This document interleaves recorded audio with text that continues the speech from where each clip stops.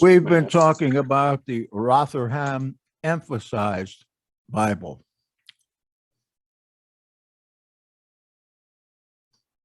Which Shawn is mastering. I'm right behind him. So when I want to know something about that, I'm going to call on you, Shawn.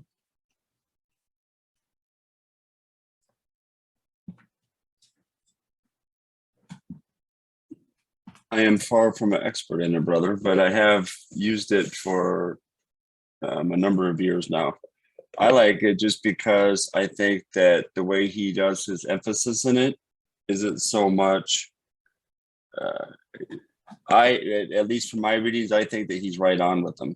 Most of them. I mean, there's a couple of things that, of course, there's always going to be something, but by and large, like those verses in Philippians and in Luke, to me, I mean, for him to actually notice that, then especially considering in 1907. I mean, this is before the age where now we can click and access all this stuff. This was, before all that. So, right. One, that he actually did that so accurately, and two, that he actually saw that in the text like that, and then had the guts to actually translate it like that, speaks volumes. It's like H.T. Anderson that did the Sinaiticus that we're so happy about. Thank you, H.T. He used the opposite, that's it. He got the left foot of fellowship out of the church because the church didn't agree with one word he translated. One word. What a shame. What a shame. Well, yeah, really. I got an email this week, maybe last week, from a woman who has the H.T. Anderson archives. And she found that Bible online. And she got in touch with me, really, with us, and said that, do we want to share the archives? Really, I don't care about it that much, but she wrote me about 4 emails at different times, contact forms. So maybe we can do something for her, set up a web archive or something like that where they can get documents. That shouldn't be too hard. Now here's the quiz, Steve. Who are these people? H.T. Anderson, Rotherham, and I don't remember his first name for some reason, or Paul Ellis, the writer, well, I just gave it away, the writer of AD 70. Joseph Rotherham. Okay. I was told once I shouldn't be eating while on here. Jackson, is this the Bible you were referring to the other night? Yes, I'd like to have another one, but they won't give me one. Oh, this is good. I like this. You want me to get you one? I can get one for you if you want. Yeah, I'll tell you why. Because another story, it was at midnight and I ran my new Ford Fusion into a canal down here. No, I didn't mean to. I just did. Somehow I got out. But when I thought that car had a lot of my stuff in it, the one thing I really wanted, because I had filled it up with notes, and that was the Assemblies of Yahweh Bethel edition, 2nd edition, the very one you just showed on here. Maybe you show it again. Now, I tried to buy another one. And I knew those people. I went to one of their conferences in Tampa a few years ago. And I had a woman in our party from the Yahad. And we went over there, and the leaders of the Assembly of Yahweh that were there told me, you've got to take her out of here. I've wondered why. Is she too fat? You have to take her out. And I had no idea what they were talking about. And then a girl came up and she said, just put this hat over your head, and then you won't have to go out. And I think Lee and I were there. And let me get this right. She refused to put that on her head. And I said the same thing. We're not concerned with the head covering, and we're not going to put it on. I might have said now, I'm a little more pliable now. Oh, go ahead and put it on. She probably would have. But she refused, and then Lee and I tried to make a case that that's shouldn't be a requirement just to come in the room with Assemblies of Yahweh. So we ended up going back out after we drove 3.5 hours to get there. Oh, my speaker just popped up and changed. Hold on a second. I can still hear you good. This is a good ending. All right. Well, probably a year or two later, I called the Assemblies of Yahweh because my Bible went down, in the ditch, and I wanted to get another one of them, and I also wanted them to send me. They have a great Hebraic living course and Bible course. It's excellent. Having been through the seminary, I thought, man, this guy's a genius that wrote this, because this is better than any coursework of the seminaries I went to. So I called him and identified myself.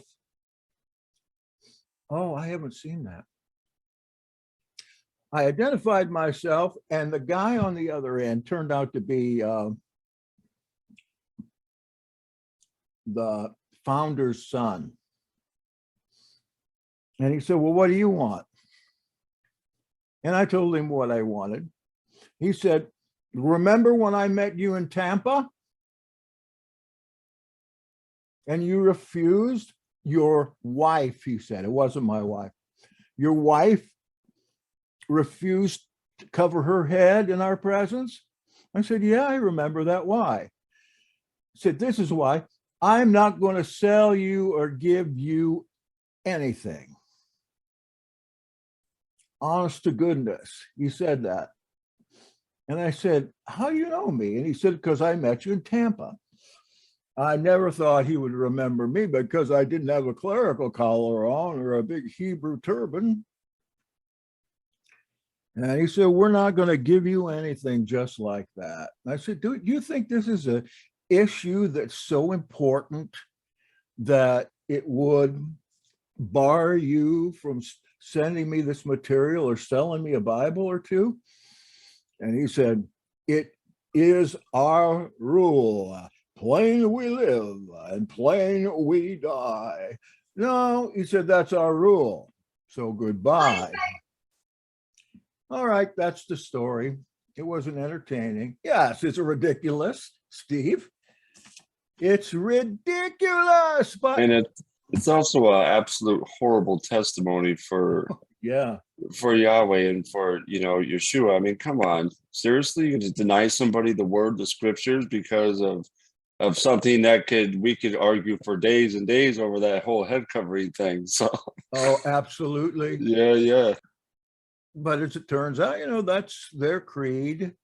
That's what the old man Meyer, not Oscar Meyer, the other one, Elder Meyer. Maybe Elder was his first name. I just can't. Jacob Meyer out in it's in Pennsylvania, Bethel, Pennsylvania.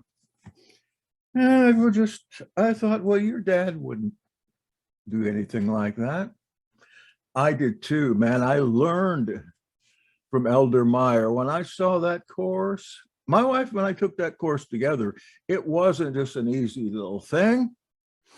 And it took us 2 years to get through it by sitting down every day. Wow. Oh, I'm sorry to talk so long about these old stories, but who else do I have to tell them to? Nobody. Revelation 16. Let's go there if you have a Bible, or I'll tell you what. How many brought your Bible? It's Bible time. Raise your hand. Good to see all those Bibles here. I've already got it up here. I can put it on to screen share.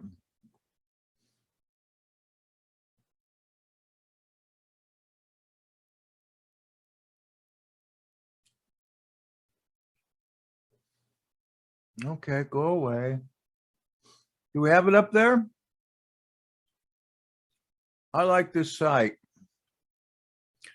It's the University of Michigan. All it is the RSV Bible in plain text. You don't have to work with links or anything like that. You just tell it what text you're going to. In this case, Revelation 16. And it's just that, nothing fancy about it. I didn't want all those notes in there, and I sure don't want the NIV coming up. It's bad enough that we have to use the Revised Standard. Now, Father, I pray on behalf of these people that you would install within us a greater sense of the importance of historical events in the century of our Savior. We can't trace our way back without them. Amen. All right, we have to decode some of these verses. We're just going to look at a few. I'll read what it says and then we'll try to decode. This is in the time of the angels pouring out their bowls, plague of bowls or vials, depending on which one you read. There we go. And we'll go down to verse 12 and we'll decode this. It says, the sixth angel poured his bowl on the great river Euphrates, and its water was dried up to prepare the way for the kings from the east. That's China, isn't it? No, let me decode it a little bit and I'll show you a map. Maybe surprise you, maybe won't. There's something we usually couldn't see. The sixth Malik poured his bowl on the great river Euphrates. First off, I'm saying that Euphrates is code for Jordan. And I'll show you why a couple of times here. I've never seen this written about in a commentary or anything. I've just noticed this. Pretend that's the Jordan River. Euphrates is way off from there. But it also just happens that there by the Euphrates River in what we might call Iraq today, that the Roman soldiers who were retiring after one account says 16 years, another account says 20 years, that if they stayed in and stayed alive those numbers of years, they would get a little bit of land and they could settle on that. And this Euphrates River was where they settled them, right there in Iraq. Roman soldiers that had survived 16 or 20 years. That's a pretty amazing. And it says its water was dried up. And that is another characteristic of the Jordan River. Now, I went a long time ago and it was dry season. And the tour guide said, come on, we're going to go see the River Jordan now. And he took us way, way back, as long as we had to stay in Israel, of course, but we were on the West Bank at that time. That was Syria's property. And we found the Jordan. The Jordan was about 5-6 inches in height, talking about the whole Jordan, and probably 8 feet across. And he says, believe it or not, this is the Great Jordan River. Sometimes the Jordan is a great river, but sometimes it's really not. And of course, you know, on the Jordan River is where in Bethabara, John the Baptist went, and Joshua was around there. And I think one of those got sent up to Ainon. Things got too hot for these baptizers there on the Jordan, and they would normally go on the east side of the Jordan, so they would be out of Israel proper and have their to-dos. And at this time of the month, you could easily walk through that. But when it's wet season, oh, you can baptize them, and as long as you tie a rope on their foot in case the current got them and took them away. And that's how strong that current is there. But there's other indicators that they're talking about. Euphrates, it's water dried up. To prepare the way for the rulers from the east. Now, remember the translation problems with world and earth and land. Okay, I think we're going to run into that pretty soon here. So imagine this is the Euphrates now, and the kings or rulers from the east. Those are the small and large parts of the Roman Empire, now called Syria. And they're still fighting today. And I saw issuing from the mouths of the dragon and from the mouth of the beast and from the mouth of the false prophet 3 foul spirits like frogs. I don't have to explain anything there. Except notice, we're talking about the beast, the false prophet, and what's the other one? Dragon. The dragon usually means the devil. But this compound beast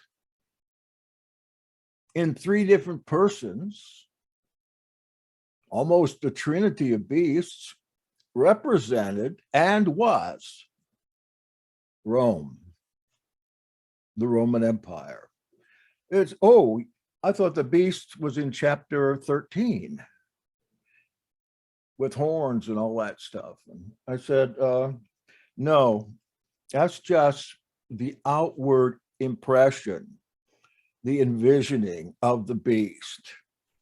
I don't think he's coming as a red dragon, but I think his face was the emperor at this time, and it's already been figured out several different ways that that beast's face was that of Nero.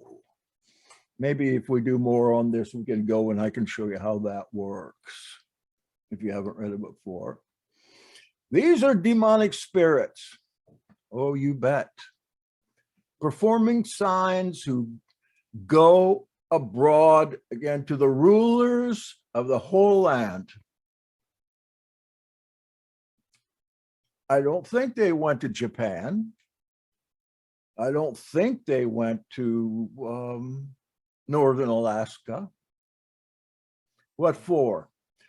To assemble them for battle. And here's the other clue: on the great day of Elohim, or El Elyon, the Almighty.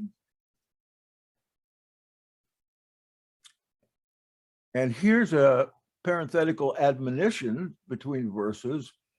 Lo, I'm coming like a thief. Blessed is he who is awake, keeping his garments, that he may not go naked and be seen exposed. There was one particular event that happened in Jerusalem that set off the whole war. I know there are other ones, but this is one of the main ones. And maybe you know, if you read keeping his garments, that he may not go naked, you probably can guess that I'm talking about that Roman soldier on the wall that did something indecent towards the crowds of worshiping down in the temple. Okay. Well, you know, and also in Josephus, I think we've talked about this, but a certain army vying for Jerusalem, their men got drunk, took off their clothes, and ... I'm not going to tell the rest until we go there, but that's what I'm talking about. And they assembled them at the place which is called in Hebrew Armageddon. Now, if you remember that story I told you about, a month or so ago, about the army of General Cestius and his 3.5 legions that had come up to Jerusalem and had gotten in and didn't do anything. They just, after a few days, turned around and started their march up to Caesarea, not taking the city, not causing any kind of a hubbub at all. And that's a big secret about that war. What did Cestius or Cestius do in Jerusalem if he didn't capture it? They had plenty to capture it. Nobody knows. Not even Josephus gives a guess. But his army, they walked to Caesarea. Do you remember this? And when they did, it was like an ambush.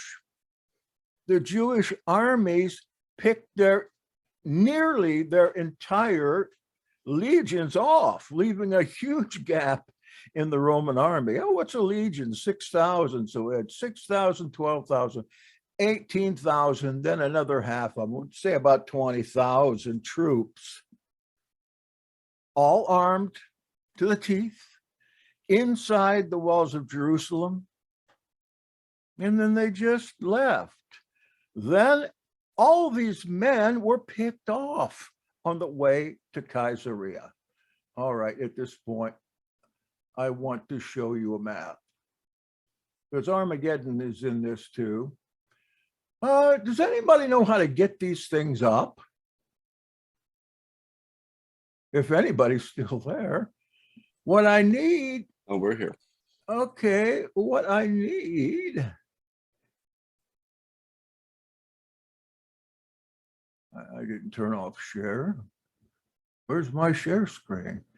Why do I always get mixed up on this? Oh, because I was sharing that. I see. I need an advisor. I wonder when Kamala Harris will be available.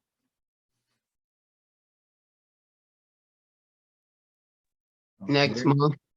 When do you think? Next month, hopefully. Did you hear her announce that they've picked a vice president nominee for Joe Biden's next run? Oh, wow. Yeah, No. This came from Kamala. And she said, I'm so glad to say that it's me. No way. Yeah, they're sticking with it. I Wow. think they're trying to get some traction from the new rulings about abortion. Right. Yeah, Hey, Jackson, before you go into that map, can I ask a question? sure. Well, not really a question. You know, when you Usually were I answer a question. Well, it's not really, it's more of a comment, I guess. But you know, when you just talked about how that general pulled out and went north and then got guerrilla warfared all the way up, I think that that is the time that Yeshua was speaking of, that when they kind of like gave them a chance to leave the city basically unmolested and head for the hills. Mhm. What do you think about that? I think so. Oh, well, I think most people that are into this do believe that that was the call for them to go. But there was a couple more times when the gates were open through a deal with the Romans to let a few people out early in the siege. And there were possibilities to go out. However, it's also said that everybody that attempted to go out was murdered right there. So, what do? You have to make a judgment call based on the divine grace of prophecy. You have to pray until you get an answer, which can be 5 minutes, or it can be, I would think, quite a while at this particular time, because time was short. Yeah, the Emperor Nerva also got the gate open. I think he did twice, and it was a little extended opening at, of course, 67 AD, just before the war started. He was one of the people that were put on there to replace Nero. Is that good enough for now? Please look at this map. Here we have the Jordan River, Sea of Galilee. But what I'm particularly interested in is finding Jerusalem clear down here. Now look, Cestius marches all the way up here on his way to Capernaum, or not Capernaum, to Caesarea or Caesarea, which is not on this map. Don't be fooled. There are at least 3 Caesareas that I know of, and the other one is Caesarea Philippi up here. And here is Megiddo, the Armageddon that the prophet was speaking of. The Valley of Megiddo, you should see that place, man. You can get on a mound around this valley, and it's vast, and there's nothing on it. And students of the area said, you'll never find any Roman army materials in this valley, because they never fought here. Well, just a short time ago, 3 to 5 years, maybe 6, they found in Megiddo the remains of a Roman fortress. I read that in the paper, and I said, what? Because I knew that, look it up still, like on Wikipedia, you'll probably find that during the war, there was no battles in Megiddo. But is there not a large facility for soldiers, a fort there? Yes, and the more they dug, the more that fort went farther out. So they said this might have been the headquarters for several legions if we knew anything about it from history. Where is Caesarea? As I said, it's before I went clear off again. It's not marked on this map, but you see Mount Carmel here? Okay, Caesarea is right on this little bump. And remember that they were marching from Jerusalem to Caesarea. And right about here, where it says Megiddo, that's about, yeah. Oh, okay, sorry. I got it now here. They're marching up here. They come over here and go up this way to Megiddo. And Caesarea is right here. They've got to go through Megiddo. And who do you think's waiting there? The Jewish troops of Galilee. It makes perfect sense that they had a heck of a battle right here. And that plain of Sharon goes all the way up to Mount Carmel. And if you look in a resource, you'll see that what they do know about this, and they don't know it about this particular time, but they do know the route of the army of Rome, that the only way they could really do this was to go up the plain of Sharon. And right there it is. They had to go through there. How were they going to get there this way? Mountains and everything. They come over here in the road and they march up here. So all we know is in the plain of Sharon, it happened. And obviously it happened before Mount Carmel here and Caesarea, because Caesarea was a city full of troops. These ragamuffin freedom fighters aren't going to want to go around there. And here's Megiddo. And here is fairly new evidence that there are battles here. And it makes more sense that this would be used to effectively terminate the 5th, 10th, and 15th Legion in part of another one, 12th Legion. Whew, that was hard to explain. But this is just a new theory that I'm looking at just tonight as I read this passage. And that is Yahad approved. Yes, Shawn, just go ahead and break in.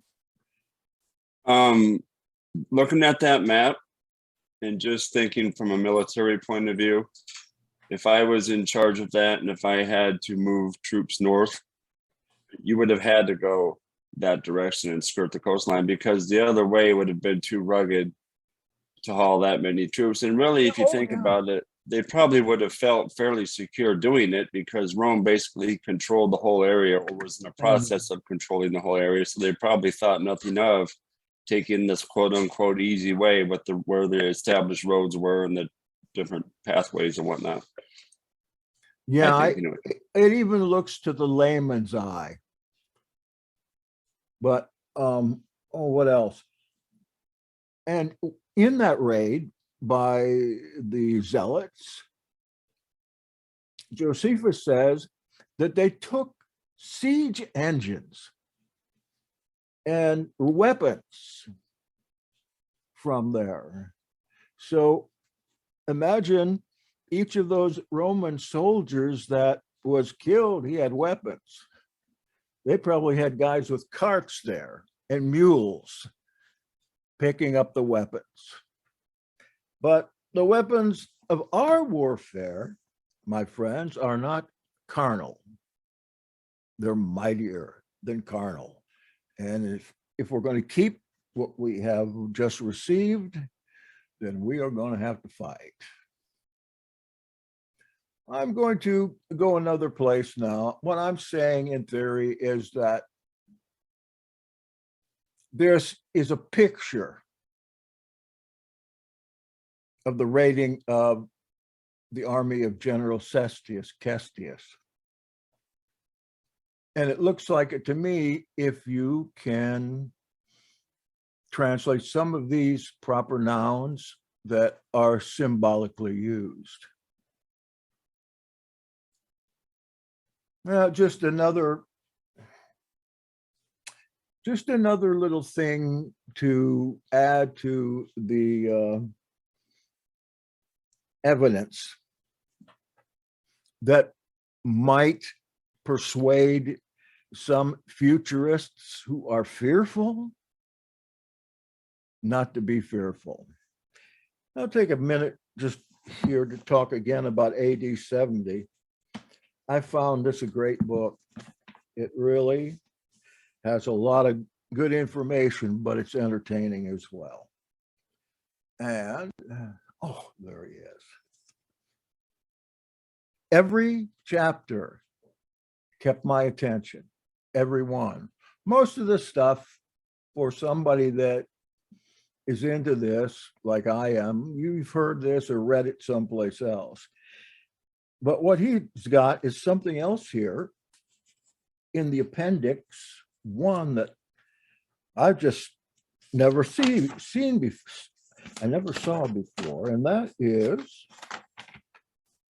appendix 1, timeline of key events prior to the fall of Jerusalem. No, this timeline is not populated very much. I mean, it's 10 pages, and it could have been done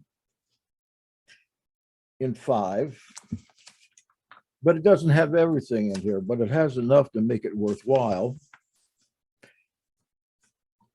And you can go over the history this way if you want to learn it, or something else that he has here that is wonderful is appendix, I think it's 3, if you've already got the book.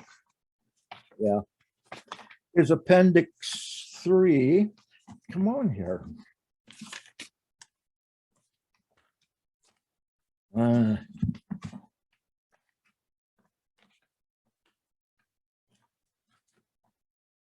Sorry to keep you waiting, but well,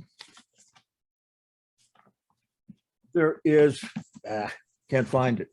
I don't have an appendix 3 in mine. Mine just has 1 and 2. I just made it up. Oh, I want to put an appendix there of my own. go ahead. Send it to me to town so I can staple it in. Yeah, that would be fun. But that's a great help. And you can see it in the picture of your mind all being put together. I've read it 5, 6 times. I'm going to read it some more. It's a lot easier than reading Josephus. He also has, I don't know where it is. I thought it was in the appendix, but he has a chapter that sums up all the other chapters. Like he'll have a summary of the first chapter that he had. He give the title of the chapter, and he'll give you a little bit of an indication of what was in that chapter.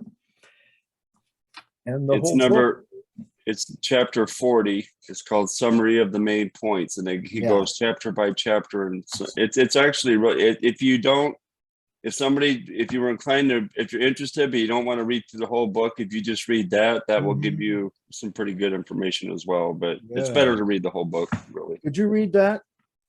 Yeah, I did. Okay. Yep. I've read it cover to cover. It's definitely worth investing the time to read it. It's a very easy read. Yeah, so you could just start at the back actually and read through, like I said, 10 pages of about 12-point type with lots of lines interspersed, and you can get the whole book. But you'll probably be missing out on the more salient parts of it because there's a lot of information here. If you're that kind of if you like information and you're an information gatherer. You know, some people think now that information is God. And when we see God, we'll be seeing all the information ever collected in the history of the cosmos. Honestly. Well, I'll leave that for right now. Did you read that in the paper someplace? Well, then why are you bringing it up? I brought it up. Sorry. So I want to go to that, and I don't have the, oh, I wish I did. I have to read it to you. And that was chapter 40. Here, you got me to get it, and then I just shut the book and laid it aside.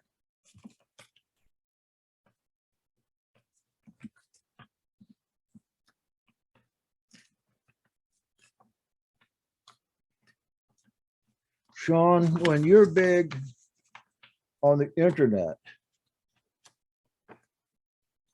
would you allow me to come once in a while? Come where? I could come and talk once every 6 months. Yeah, absolutely.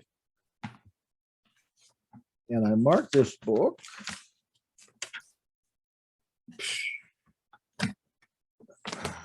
This is like me. Pick up the book, lose your place. I need a secretary. It's on page 207, I think, brother, if you're looking for Oh. chapter 40. Yeah. Faithful servant. 207? I'm looking least- for the history. Here, finally. Yeah, I just came off a 6-7 hour drive. And I'm still dizzy from it. We'll start. There's too much information here. This is going to take a long time, but we'll break it up and do the rest of it next time. It's hard to just start right in the middle of this, but let's pretend it's AD 68. That was the year that Nero, or maybe Epaphroditus, killed Nero. Either commit suicide, or another count has Epaphroditus, Paul's friend, helping him. Doesn't that sound outrageous? I hear myself saying it now, and I think this is outrageous. No wonder some people think you're crazy. All right. And this is for Josephus. In Jerusalem, a fanatical sect known as the Zealots execute the relatives of King Agrippa for talking to the Romans about the surrender of the city. Who were the relatives of King Agrippa that were alive at that time? Well, there's one we know of, and that's the Apostle Paul, who is thought to have died somewhere between 66 and 68. And here, Josephus reports that these zealots, and the whole name for that is zealot for the Torah. Okay. These guys go and kill King Agrippa's family, the relatives. Let's see, King Agrippa, that's just the younger Agrippa. He had what, 3 sisters? They all married rich guys, and when their husbands weren't rich anymore, they went and found other rich guys. Didn't we kind of ascertain that Paul, who admits it really in Romans 15, Paul was a close relative of King Agrippa, like first cousin once removed? Oh, somewhere right in there. The family is mixed, to say the least. And there were a lot of them, and Paul was one of them, I truly believe. Now, they were executed for talking about the surrender of the city.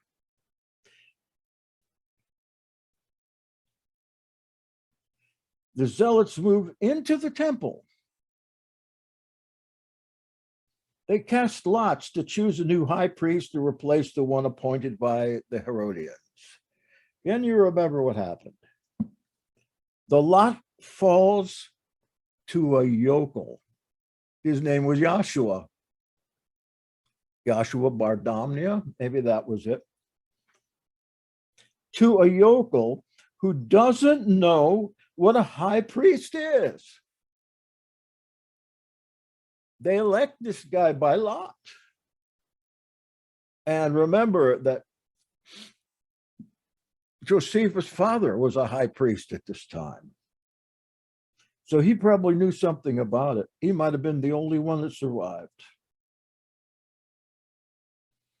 And the zealots install him with pomp and ceremony, angering the priests. I guess they were angered. Now, remember the zealots?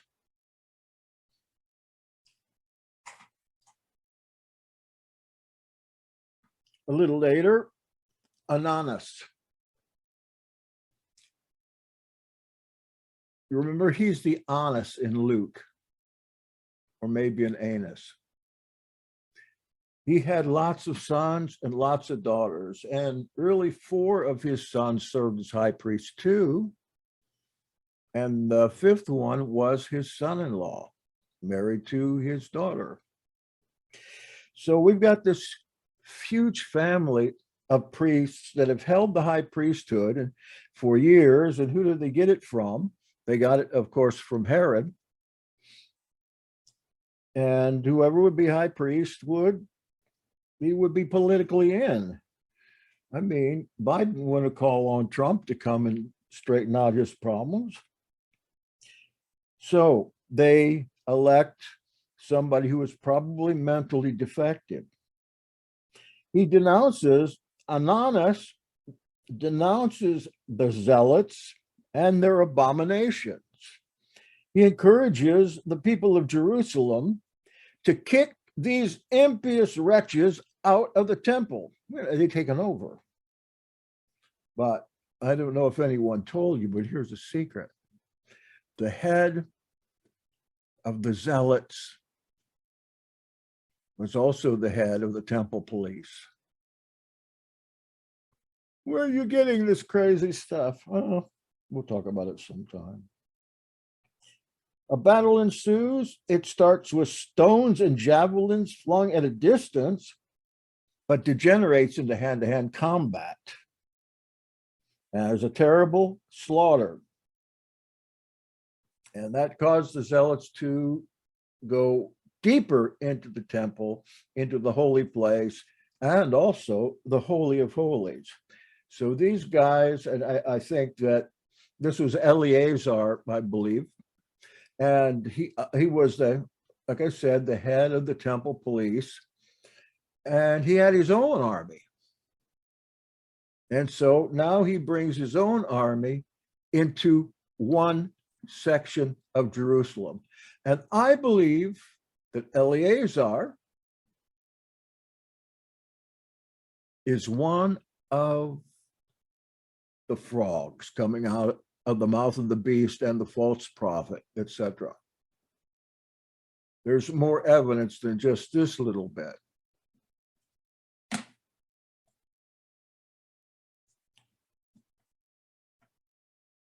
See if I can find my place again. Okay, right there in the inner courts of the temple, well, we do have an audio book. There's another guy there, John of Giscala. He was from Galilee. I'm not sharing screen now, am I? Okay. He was from Galilee. He was Josephus' arch enemy. And eventually he got down to Jerusalem with an army he had put together of Galileans. They got into the city and they took over another part of the city, the domestic part of the city. I believe that Yochanan of Giscala is the second of these frogs. Okay, I got two of them. And in the book, he's called John Levy for some reason. I never seen him referred to like that anyplace else. Okay. I already talked about the Idumaeans. I want to skip that part. Just know that in the course of this, there's an army of, I think, 6,000 Idumaeans, which was the little kingdom south in the desert regions of Israel.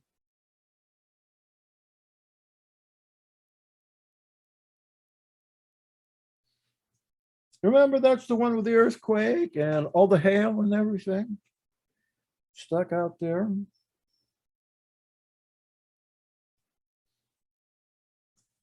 So now they're stuck inside Jerusalem, and the Idumeans, who were religious people, got in good with the zealots, and they came together. So they had a nice army of zealots, and now we got an army of Galilee, those of John, and I'm just looking for the next one.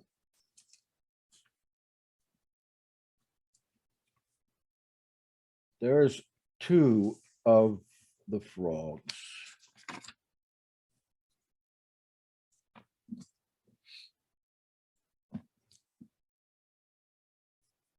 All right. They all decide to get together, along with the third faction, to fight the Romans. But that didn't last very long. They broke into three parts. They broke the city into three parts. They even put walls up between them. We remember that the one faction was in the holy place, way back in the temple. The one faction is in the places where most of the people lived. And the third one, why am I not thinking about that? There's Eliezer, there's John, oh yeah, Simon. He's the third one that takes a third and puts up a wall. And Simon, he was a bandito, a lestai in Greek. He was a highwayman that got together his gang of Judeans and Galileans. Anybody that would come and partake and fight, they could come in. Now, what he promised was to feed them. You'll always eat with me. That's one thing you can't say about the other ones. You'll always eat with me. And the gang went on a rampage through Galilee, down through Samaria, through to Jerusalem area. And I suppose they figured, hey, let's take over Jerusalem. They had a pretty mighty army at that time. I believe it was 20,000. All right. Did I tell you he was Simon? Did I say that or not? No, I see it right here. With an army of 20,000. Simon, son of Giora, that's another place.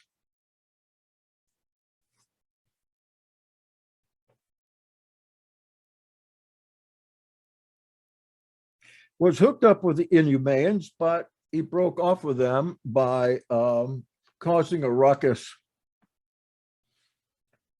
So Simon also got his gang together, and they come to Jerusalem. They pretend they're coming in to fight the Romans, and they take up, after they kill all the Romans in the fort there, Antonius, they take over the fort, the high ground, and Herod's palace they take. And what begins to happen is these three little armies start robbing the citizens, robbing the rich citizens. And because of their robbing, they came to ill blood with each other, and they began to fight each other. And this went on for months with the three holed up in their various areas. And God help any civilians that lived in those areas, because they all had to eat, and they took everything they could find and left you either dead or wishing you were dead. There was enough food in Jerusalem to keep that siege going for years. But one of the factions got in and burned the food all up, thinking like, we can hold off without food because we still all have all these Jews out here to rob. No problem, no problem. The zealots in Jerusalem are scared witless of Simon and his army. So they lay ambushes and they kidnap his wife. This is a real wild man. They say John the Baptist was a wild man. This Simon was the king of wild men. Two of these frogs win a prize in the end. Two of them go back to Rome. But one of them gets killed in Jerusalem. But the ones that went to Rome, they got to see the big city, but their life was not so good after the Romans bring home their enemy generals, give them over to the will of the people. Maybe that what happened to Gaddafi should happen more often in some places. They kidnap his wife. They return to Jerusalem feeling smug. They've got him now. They got Simon Eleazar now, quote, as if they had taken Simon himself captive. But for some inconceivable reason, as I followed the texts on page 228,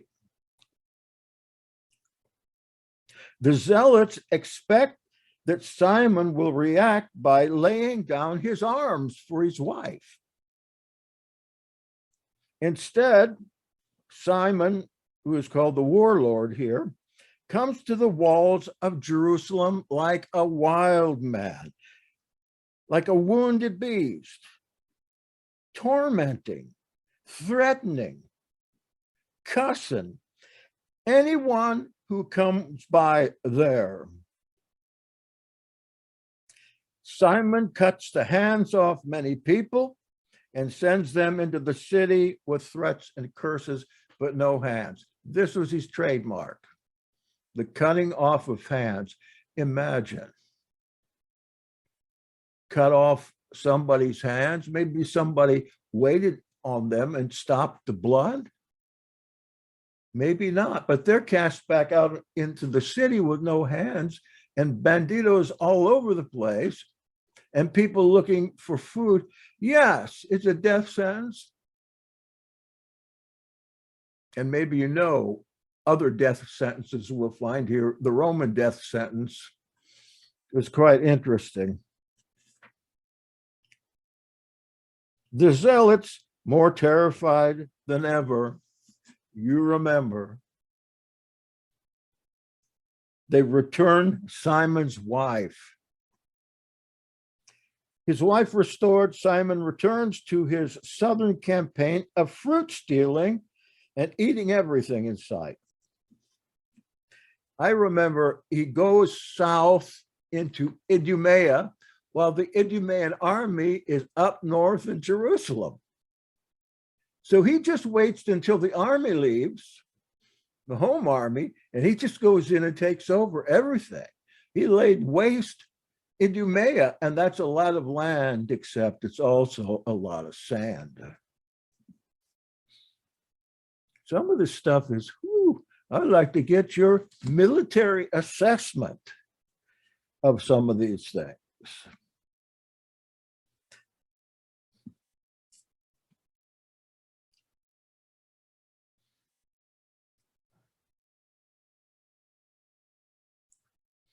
Okay, there's a new, oh, I missed that chat. I'm sorry, I want to see that. Chat. All right, we're about done anyway. Thank you for being here and helping out so much. I'm going to leave this in just a minute, whoever's left here, and bless you for being a part of this historical revealing of prophecy. Oh, there's much more, but don't forget your tithes and offerings this week, listeners. Send them in. Let's take the tithes into my storehouse. I've also been reading about apostate evangelists. I've met enough of them in my life. There's a new Roman garrison in Jericho. This is AD 68, something here to add to the mischief in Jerusalem. Vespasian, the big Roman general, he's ready to run on Jerusalem. But news comes from Rome that Nero's committed suicide.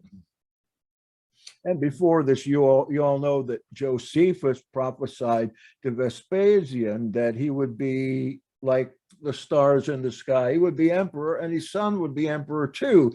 And that was a true prophecy. It came to pass while Josephus was still in chains. Immediately, when they heard the news, one of the first things they did is take him out of his cage and out of his chains.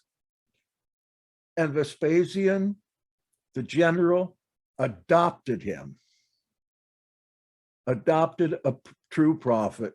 And I believe a lot of what he writes in his histories is indeed prophecy of Messiah. Wow. Josephus, the general of Galilee, really rises up from a prisoner ready to be killed or thrown down the steps of Rome or be a slave, prophesies. Not only you, but your son. That's impossible prophecy. But it came to pass, and Josephus' status changed completely.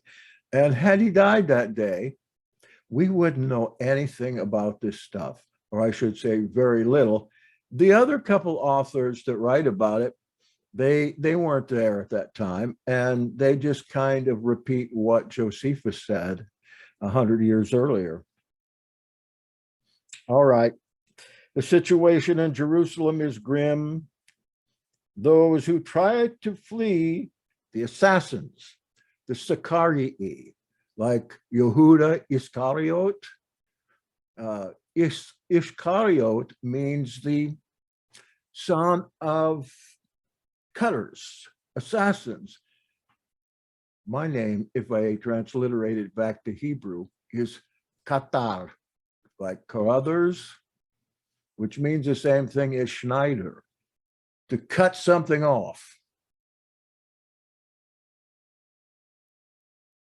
And I forgot what I was talking about there, but we shall leave in this moment. So the situation is grim in Jerusalem.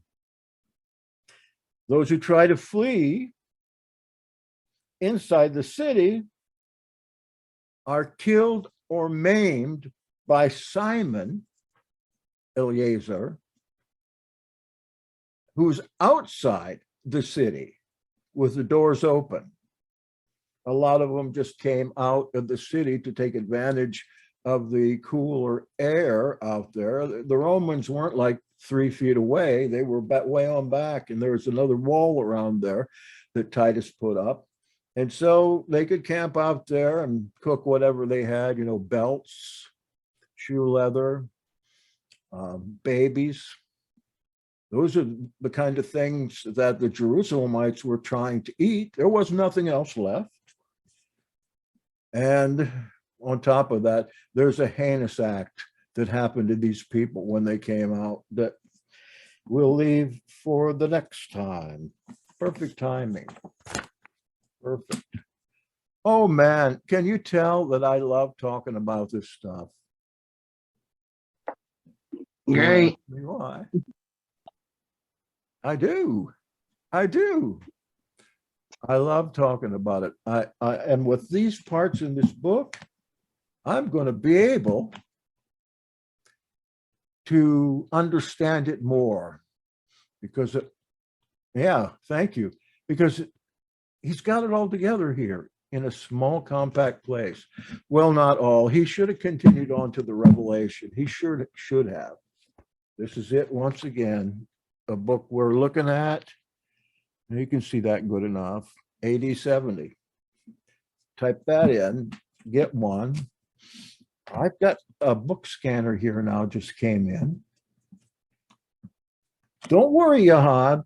It was only a $500 scanner I got for 60 some dollars. That's why I've been trying to find somebody who would think they would like to take up a ministry of scanning these books, that we can get them around to people that read. I thank you, Heavenly Father, for you have endowed me with thinking men and women. Thinking men and women who are babes in sin. Thank you, my friends, for coming. See you Thursday.